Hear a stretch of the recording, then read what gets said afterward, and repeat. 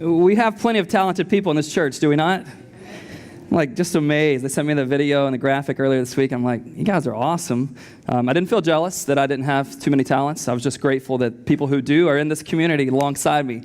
Again, Lindsay gave you all of the details, but I just want to say, like, if my words carry any weight around here, which they probably don't, but I just want to tell you this community thing is really a big deal. This is the way that we intentionally do community here at Epic, and you need to be a part. Now, if you want to join Group 22, go to the Connection Center, the glass room after this. There'll be someone there. Just tell them you're here for Group 22. And with it raining, some of you may have a 20-minute walk ahead of you in the rain. This is a great reason to join Group 22, okay? They're going to be nearby, get you into some shelter, and you're going to be set up with some really amazing people. So throw that you're here because of that. That starts today. We have groups that meet all over the week, and it's been incredible to see what God has brought. We began with 4 groups, all led by staff, couples, and it's been amazing to see really how that's grown and the kind of leaders that have been developed and are now leading in so many different age groups and gender-based groups and then tons of open groups. So let me encourage you, this is really where the life of Epic Church gets lived out, okay? We want to have a great Sunday experience, but that's where the life of our church tries to get lived out in an intentional way. So thrilled that you're here for that, but I'm really excited that you're here as we begin this new series, Faith That Moves. As Lindsay mentioned, it will be based around the life of Abraham, and if you don't know Abraham's story at all, you'll get to know it over the next 5 weeks. It's this powerful story really about a person who had the kind of faith that was activated because of necessity. It had to be activated, and so I hope that you're here and that you want, as you're here, that you're a person who wants to grow in your faith no matter where you are. We say at Epic all of the time, no matter where you are, even if you're not a person, a man or woman of faith yet, we believe that there's a step of faith for you to take today. And we believe throughout this series that God could, like I said earlier, expand our boundaries whenever it comes to faith and things like that. What I want to say to you today, if it's just another step in your faith, you're in the right place, I think. I also want to say if your next step of faith is your very first step of faith, you're in the right place today. And if you're at a place where you're longing for God to reawaken faith that seems dormant in your life, again, I want to say I think that you are at the right place. Faith that moves. Hopefully you're excited about that. You know, I think any of us in here, even if, again, we're not people of faith, even if you're an atheist in the room, and you would still, I think, believe that, or say that if God does indeed exist, you would love for your faith in him to grow, right? I mean, if there is a God, let's just throw it out there hypothetically, if that's your state this morning, if God were to exist, you would love for him to grow your faith in the reality that he actually exists. So I think that's great. I think maybe there's almost 100% of us in this room that want our faith to grow, but here's what I want to say to you. Most of us want our faith to grow like we want our savings account to grow. We don't want to mess with it, and we just want it to take off, okay? Most of us want our faith to do what we want our savings account to do. We want it to grow and grow and grow, but we never want to have to employ it, right? And I'm not alone in this. And this was, I think, Abram. If he could have had the option, he would have taken Abram, who you'll hear, Abraham, same guy. He would have loved to have savings account type faith that you could have stocked it up on a shelf somewhere, but never had to employ it, because when we have to employ it, it means we're in circumstances that are unknown. And many of us, we believe that if our faith would just sit on the shelf, that it could grow and grow and grow, but we really never want to have to take it off the shelf, do we? But here's the thing. Faith is completely different. Maybe even the opposite of a savings account in this way. A savings account, if it sits there and the interest is decent over 30 years, it's going to grow and grow and grow. If faith stays on the shelf, it's going to shrink and shrivel and eventually dissipate. See, we all want God to show up in our lives, but none of us want to live the kind of lives that demand his presence and activity. And you're not alone in that. Like, I think if Abraham and Sarah, when we get to their story over the next 5 weeks, if they had the choice, hey, you guys can get pregnant right now. You don't have to leave home. You don't have to exhibit any real faith. Do you want to take that, or do you want to have circumstances that dictate faith and God showing up in your life? What do you choose, Abraham? Don't feel bad. I think Abraham would have chosen what you would choose and what I would choose. Give me the pro circumstances. Give me the good stuff. Give me a place. Give me a life. Give me a season, oh God, please, where I can just keep the faith on the shelf. But the reality is, if your faith doesn't move, if your faith doesn't get activated, sooner or later, it will no longer be faith at all. Here's what we love. We love certainty. We love security. We despise uncertainty, but it's only in our uncertainty where faith has a chance to exist. Who wants more faith? It's only in our uncertainty that there's this gap between what we want to be true and what is true today, what we see or what we want to see and what we can see today. And there's this gap of uncertainty, and we can either fill it with doubt or disdain or even anger towards God, or we can fill this gap with faith that the God who is good, the God who's working a plan, is going to bring it about even if we can't see it. Abraham never would have chosen the kind of circumstances that he found himself in, but these circumstances opened up the possibility for a man of great faith to be built. Most of us in this room, should I dare say all of us in this room, if we could take favorable circumstances, we would love it, right? We would love to interview for the one job we want, one time, and get called the next day that we got it, right? Those of you that are trying to have children, that's many married couples in our church right now. Listen, you would love for you to have the desire one day, say, all right, I'm a perfect planner, 9 months from tomorrow, God, let's do this, and for you to wake up tomorrow, take the test, and for there to be the kind of stripes on there to indicate the thing that you want. This is where we all live. This is what we all want on our own. But the reality is this: if you want your faith to grow, then you have to be in a situation where faith can exist. And what I want to say to us is, listen, I don't necessarily want to start praying for circumstances that make life hard, but I want all of us to realize that if we're going to live the life that God's called us to live, then we have to pursue things we're not sure how they're going to end. This is what God's called you to. This is what God's called me to. It's the life that he's called us to. We're going to see some amazing things in Abraham's life over the next 5 weeks. So lean in and read some of this on your own, and go to a group and come on Sundays, get the podcast if you miss. We're going to see God do some amazing things. But before God does these amazing things and we get very deep into Abraham's journey, there's a prerequisite to it all. There's a prerequisite. Before Abraham can see all of the things he's going to see and we're going to witness God doing in his life and the people around him, there's a prerequisite, and we have the same prerequisite. And this prerequisite is the focus of the talk for today. And so if you have a Bible, we'll start where his story begins in Genesis chapter 12. You may have just a normal, like a actual Pages Bible. You may need a YouVersion app. Hold your hand up if you want a hard copy of the scriptures today. We'd love to give you one. Just keep your hands up. Genesis chapter 12, fairly easy to find. Genesis is the first book in the Bible. I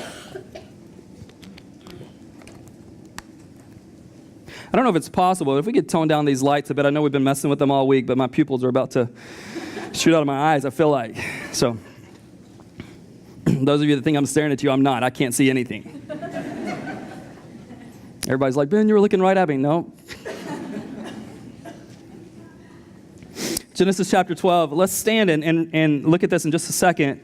I want to make sure you know a couple of names that you'll see, and I will probably interchange them and get them wrong as we go along the journey here. But here's Abram is also Abraham, so you know that. His name will be changed later on. Sarai, in today's text, she becomes Sarah. Their name gets changed. We'll get into that over the next few weeks, but just so you know, we're not talking about 4 different people. We're just talking about 2 different people, the same individuals there. And so here's Genesis 12. I want to look at verses 1 through 5.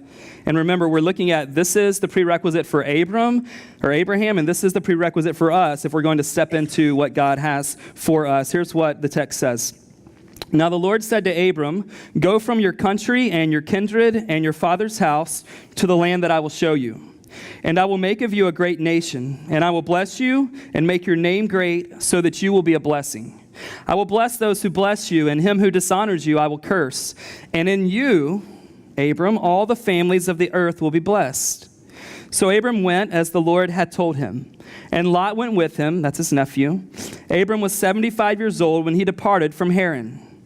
And Abram took Sarai his wife, and Lot his brother's son, and all their possessions that they had gathered, and the people that they had acquired in Haran, and they set out to go to the land of Canaan. That's where we'll stop for today. You can have a seat.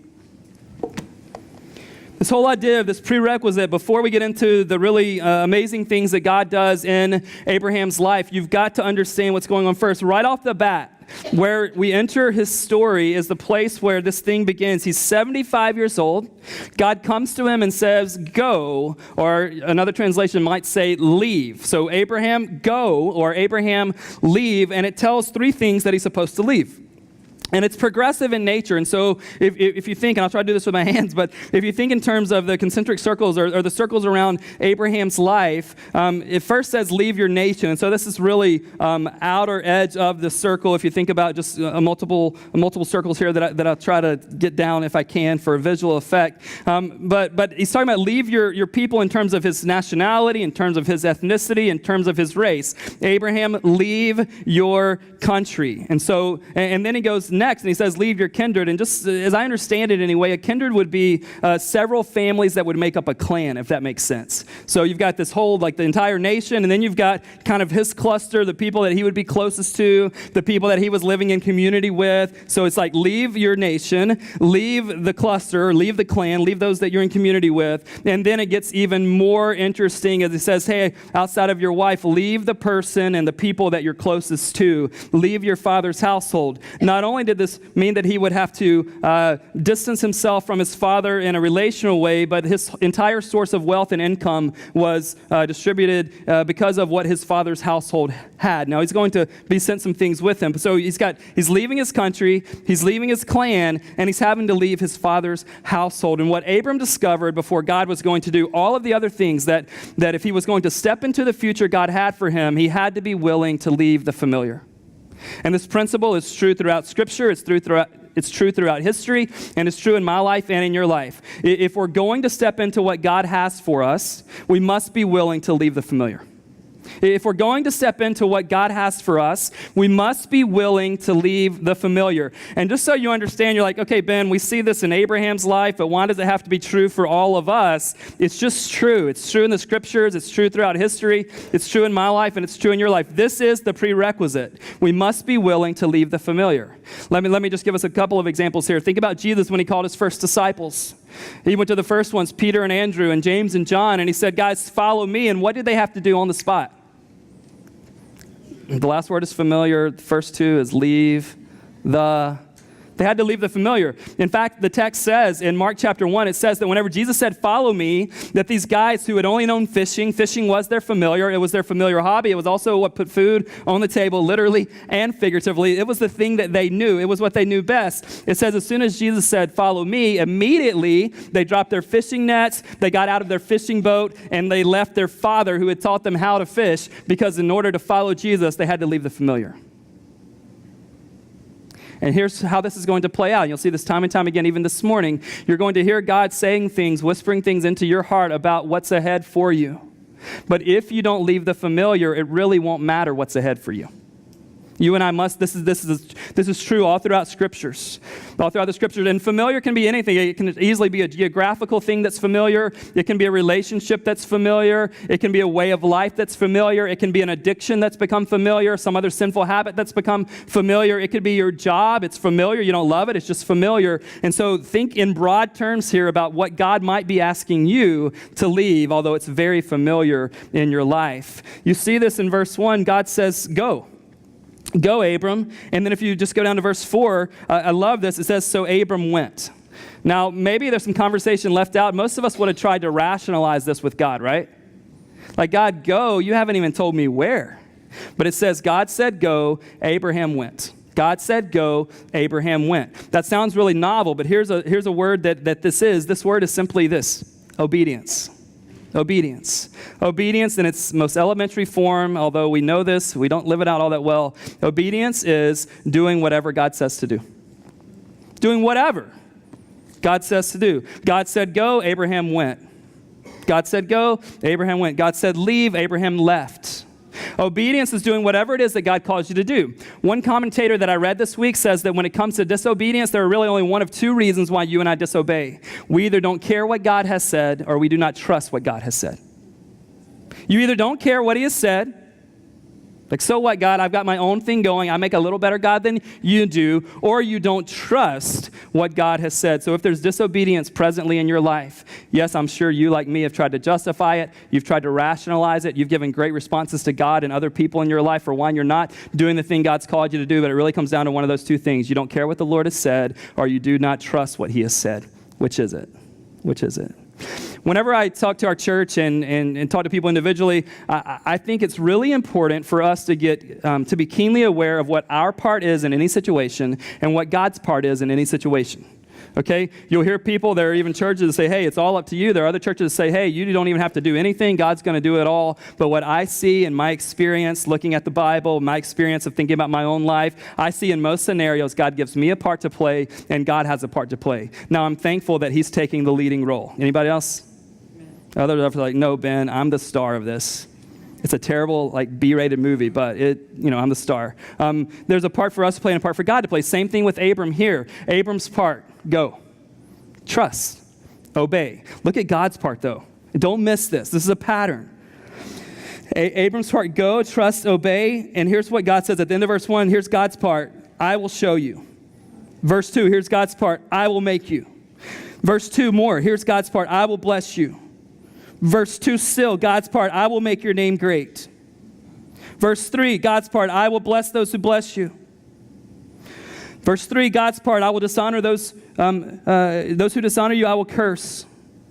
In verse 3, another part that's God's part, in you, Abram, you who have no offspring, all the families of the earth shall be blessed.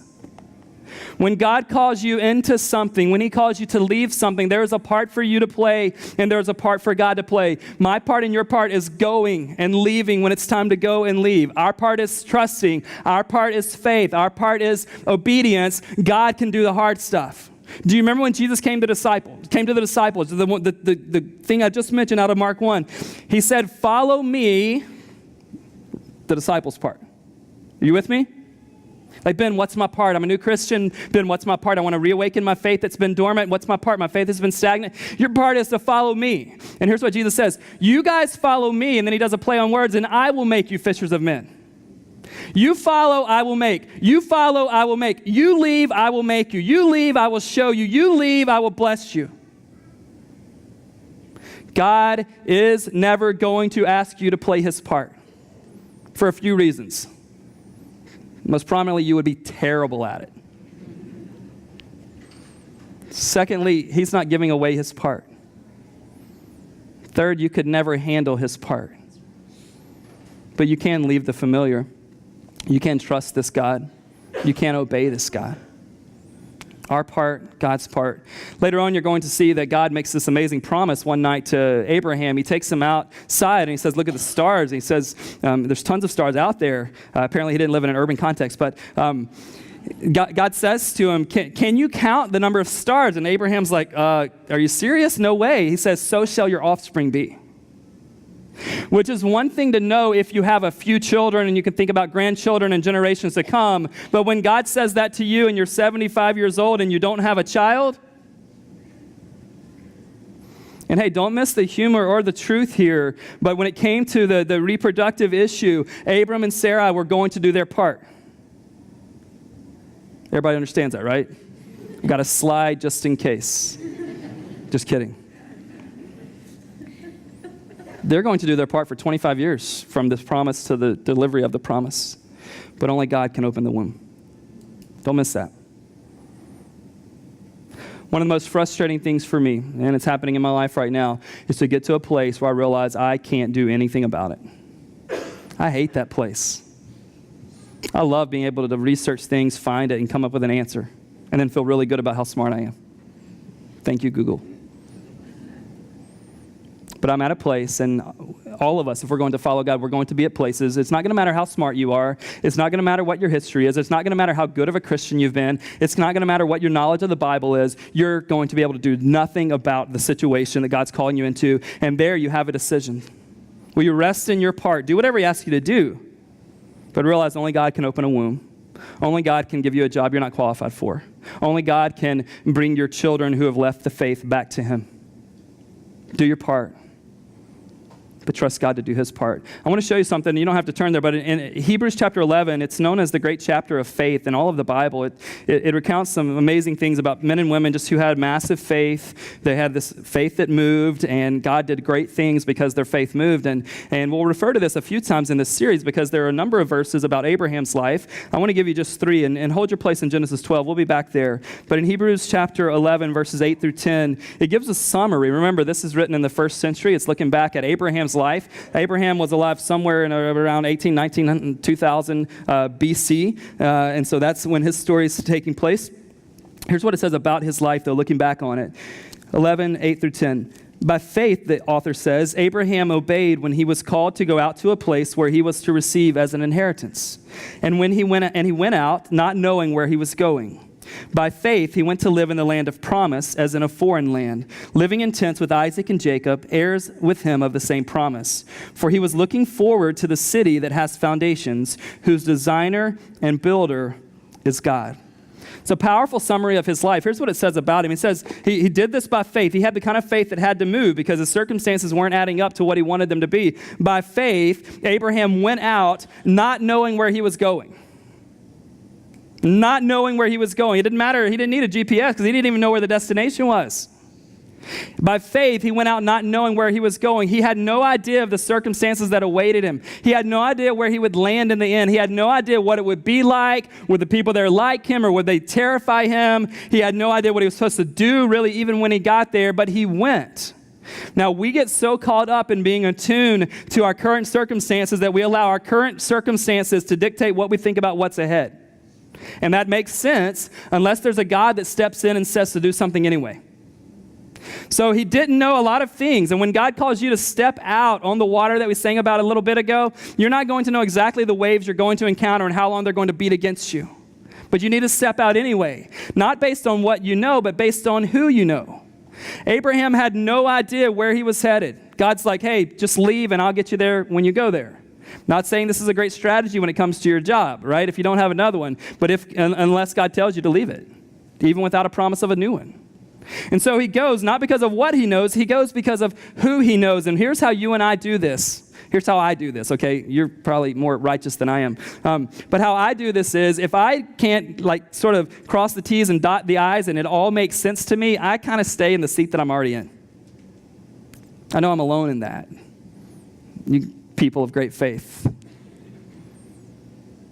But I need to be willing to do whatever it is that God calls me to do, and you need to be willing to do whatever God calls you to do. And in verse 10, I love what it says. It says, here's why Abraham left the familiar, to use our terminology for today. He left the familiar because he was looking forward to the city that has foundations, whose designer and builder is God.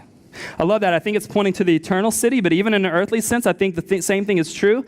Abraham could have remained in the familiar and built a life for himself, or he could have left the familiar and allowed God to design and build his life for him. Let me ask you what you're doing in that scenario. Are you trying to build a life for yourself? Or are you looking to the God who designed you with purpose and wants to build your life with purpose? Here's a question you've got to answer, and so do I. Will you forfeit the familiar or forfeit what God has for you? When it comes to that crossroads where it's like, okay, God, I hear you. It's different. The thing you have for me is different than I've ever experienced in my life. Will you forfeit the familiar or will you forfeit the thing that God has for you? Because you will set down one or the other. We as a church, when we come to that crossroads, we will set down one or the other. We go, no, we've been doing it like this for the last 10 years. We're going to keep doing it like this, and we'll just forfeit what God has for us in the future. Or we'll say, you know what? Yes, this is normal. Yes, this is comfortable. Yes, this has been secure, but we'll set it aside because God is asking us to move into something brand new. Which will you forfeit? And then let me say this that occurred to me this week. It seems counterproductive to ask God to bless where we are if he's already told us to leave that place. It's kind of hit me, right? Because I'm like, God, I'm disobeying, but I'm asking for your blessing. God, I'm not going to do what you've asked me to do, but would you bless this other thing that I kind of like? It seems counterproductive to ask God to bless where you are, to bless where we are, if he's already told us to leave that place. And I think it would be a false assumption on our part to believe that God wants to bless a place that he's not calling us to be. Whatever that means, job. If God's told you to leave that job, you probably don't need to ask for his blessing in it. If God's told you to leave that dating relationship, All right, I won't keep meddling. The reality for us is this: leaving the familiar is so hard, even when it seems obvious that the future is better than what we're in today. I'm going to give you a couple of examples, one from the past and then one from the future based on what I've learned recently. For 400 years, the Israelites were enslaved in Egypt. And probably somewhere around 2 million of them throughout that time, 2 million of them were enslaved. Every day they got up and they made bricks, and they made bricks, and they made bricks hour after hour. And they did this day after day, and Pharaoh was ruling them. And you can imagine that in the early days they thought, well, something needs to be done. I hope there's a way out. I hope those that believe in God, I hope that God will rescue us. And for whatever reason, it took 400 years for God to seemingly respond, right? We think we wait on something a long time. Anybody? Like 400 years, 4 centuries. But finally he says to Moses, Moses, I've heard the cry of my people. I'm going to come down and do something about it, and I'm going to use you. And so you guys may know the story, and Moses goes to Pharaoh, and it takes all of these plagues, and everything happens. And then finally, Pharaoh relents. He lets Moses and all the Israelites go. They're now free for the first time in 4 centuries, and they begin to journey to the land of Canaan, the same place that Abraham's called to head. You'll see that throughout his story. They begin to head towards Canaan, and then this sounds unbelievable to those of us looking at it from the outside, but there comes a day when they're so afraid of what's ahead of them that they say this to Moses: Moses, we would be better off if we were still slaves in Egypt. Now from the outside, what's our response? You are fools. Like there's no doubt that freedom's better than slavery. There's no doubt that being in the land of Canaan, if they will head there, is better than being in the land of Egypt under the rule of Pharaoh. And from the outside we can go, get your act together. You guys are ridiculous. But they're like, you know what? It's terrible, but we knew what happened every single day. I knew what a brick smelled like. I knew what it felt like. I knew what it was like to be yelled at. I didn't love it, but I got familiar with it. That's where some of you are metaphorically. And for our future, we've been learning in this whole adoption process that when our daughter comes home, and she is going to come home, by the way, whenever she comes home, one of the things that we've been learning is that there will be this amazing grieving on her part of the place that she left. Now, I've got to be honest, I don't think I'm a hard-hearted man, but when I began to learn about this over the last few months and years, I began to think, like, why in the world? Like, she's there with 100 kids, as we understand it, she doesn't have any toys, and she doesn't get a lot of freedom, and she doesn't get a lot of nurturing. Like, being with her forever family, of course, that's going to rock compared to what she's been in. But you know what the reality is?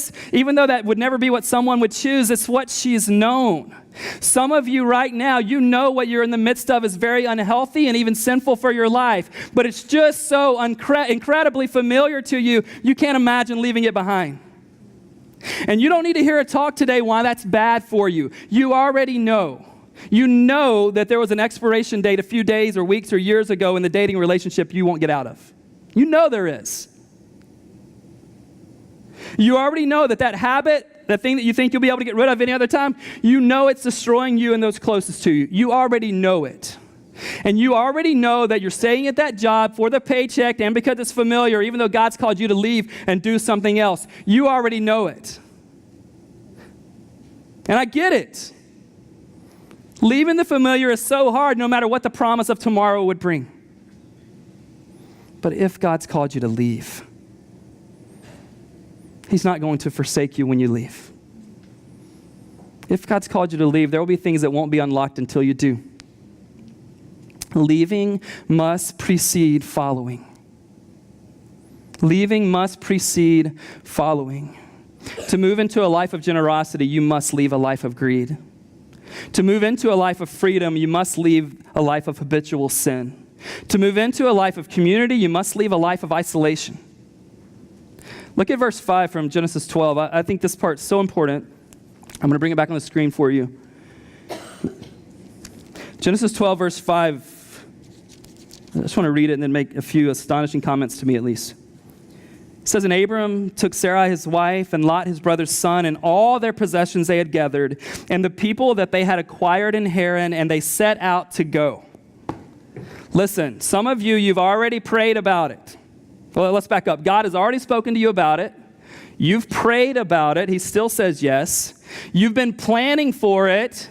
And now it's just time for you to set out to go. It's clear, and it's just time to set out. And I don't think it's insignificant that it says when Abram was called to leave and he left, how many of his possessions did he take with him? All. Why? Because he had no intentions of ever going back to what was familiar. Sometimes it's just time to set out to go.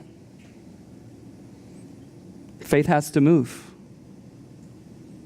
And we've got to be willing to leave the familiar. This Friday, Epic turns 4 years old, February 13th. And what God has done in a relatively short amount of time, and all the things we think God will do over the hopefully, prayerfully, hundreds of years to come, they will all in some way be tied back to this prerequisite. That there were a group of people who had familiar places they lived, familiar jobs they did, familiar family around them and friends. None of us had ever lived here. None of us had ever started a church or a business. I know your confidence is growing. Here, I got another one for you. None of us had ever served in the positions that we serve in here. I know. I know. Lindsay had never overseen a full group system and missions ministry in a church. Will had never been a family pastor in an urban setting. Tim had never been an executive pastor. Brad had never been a worship pastor weekly at a church. I had never stepped into this role ever. And we didn't have a bunch of guarantees. So it wasn't like, oh, God whispered in our ear and said, hey, 500 people in 4 years. That's an easy yes. Hey, your kids are going to thrive in that new city. That's an easy yes. Those are all real easy yeses. But what we had to say yes to were 13 of us without a whole lot of guarantees. But we had this really clear sense that God said go. And so we did. But just so we're not mistaken, this isn't just something for Abraham's life, and it's not just something for Jesus' first century disciples, and it's not just for 13 of us who are part of this church. This is what it looks like to follow Jesus, because this is the epitome of our faith. This epitomizes so well what Jesus did himself, does it not? I mean, sometimes we're in a bad familiar setting and it makes sense to leave the familiar, but Jesus, when he had to leave the familiar to accomplish the mission of God, he wasn't in a bad place. He wasn't in rehab. He wasn't in the midst of some terrible habit. He wasn't in the wrong relationship. He was seated on a throne. He was in the physical presence of God the Father. He was being worshiped by angelic beings. That's when he had to leave the familiar. And when he had to leave, some of us want to leave the familiar. We want to have one foot in the new thing and one foot in the old thing. Jesus couldn't have one foot in heaven and one foot on earth. He had to go all in. And because he did, you have a chance to call God your Father, and so do I. Our entire faith is built around this idea that we must leave the familiar to accomplish the mission God has for our lives. Jesus couldn't step into eternity with us until he stepped away from what was familiar. So what is it for you? What could you never imagine leaving in a million years? I'm not making promises on God's behalf that you must leave it. I'm just saying, would you be willing to?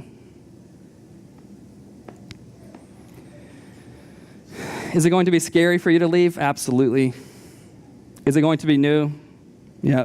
Will you like it? Maybe not at first. But what's the alternative if you stay? Is that really what you want to resign yourself to? Building and constructing a life for yourself? That's a question I want to leave those of you who are Christ followers with this morning. What is it for you? Is there a habit? Is there a place? Is there a job? Is there a dating relationship? What is it? Is there an assumption you've lived with that you need to leave? And if you're not a Christian, I want to speak directly to you right now. A number of people that are not Christians are really close friends of mine in this church, and I love that. I love that you're here, and I love the journey God has you on. But it could be that over the recent weeks and months and even years, you've really had this awakening in your own heart where you're really starting to believe, like, hey, I think God is who the Bible says he is. I think that he sent Jesus to do what the Bible says Jesus has done, both on the cross and the resurrection. He paid for my sin, and he raised me to new life. He can make me a new creation. But you know something that's true, what we've been talking about all morning. For you to step across that line of faith in Jesus, you would have to leave what's been familiar to you for the last 10, 20, 30, 40 years. I just want you to rest assured with one thing to encourage you, I hope. It's not all up to you. Jesus did the hard part of this equation. What he's asking for from you is faith.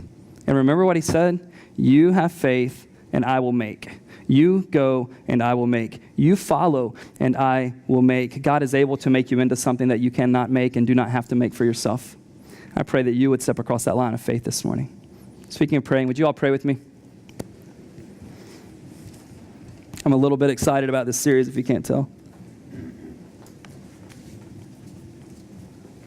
What is it for you?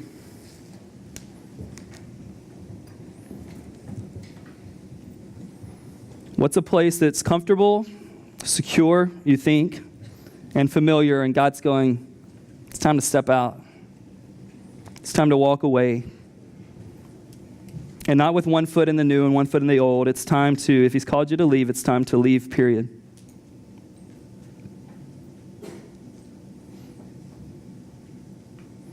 Every one of us, we will forfeit the familiar, or we will have to lay down what God has for us at some point along the way. What is that for you? God, I pray that you would give us the courage to take the step you're asking us to take. God, whether we know a lot about the next step or we don't know anything, I pray you give us courage. God, I pray that you would expand our faith. God, you know, for me, my, quote, faith is so often based around how positive my circumstances look. I see things that seem certain or sure, and I think, okay, yeah, I got massive faith today. Or God, I see nothing, and I think, oh, I don't have any faith. But Father, we want to move. We want our faith that moves. God, I pray that you would fill the uncertainties with faith rather than doubt. God, I pray that you would fill the gap with obedience rather than disobedience. And God, the people who know today that they're really clear on what they need to leave, God, I pray that they would do so immediately. God, for the rest of us, I pray you would make it clear and we would obey whatever it is you're calling us to do. In Jesus' name I pray. Amen. Let's stand and respond.